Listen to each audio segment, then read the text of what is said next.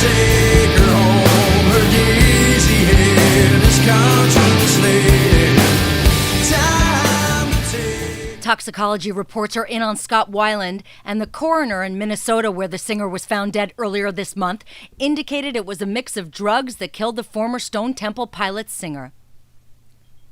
Tests showed cocaine, alcohol, and the ecstasy-like amphetamine MDA in his system, which caused cardiac arrest to what was an already weakened cardiovascular system, likely due to years of drug abuse.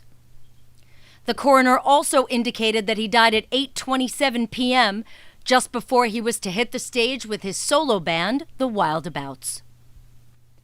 Scott's former Atlantic Labelmates Shinedown have been covering STP's The Big Empty in his honor as part of the Smith & Myers acoustic shows, and guitarist Zach Myers reflected on the loss of one of rock's best frontmen. It's just a tragic thing. I've seen all the things that people wrote or have written, and his ex-wife and what she wrote, and they're all powerful things. You know, you just try to keep the music alive, and the fact that what he did when he was alive, and, you know, in the last while, was it a mess? Sure. But I said earlier in an interview today that when that guy showed up, mentally and physically, when he showed up to play a rock show, he was the best since Freddie Mercury. I mean, like, honestly, like, there was no one better than him. That guy was you know, I said it on Twitter, we lost a rock star, you know, and there's not a lot of rock stars left. And rock stars are I'm not a rock star. No one in my band's a rock star.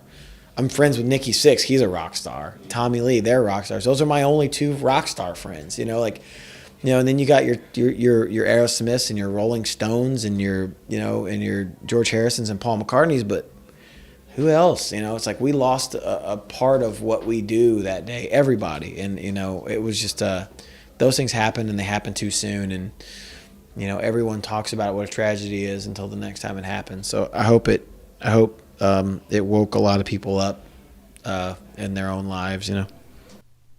Shinedown Smith & Myers wrap up their stripped-down shows tomorrow night, with Shinedown then hitting the road in the new year with Hailstorm and Blackstone Cherry for a handful of dates in the UK in January and February.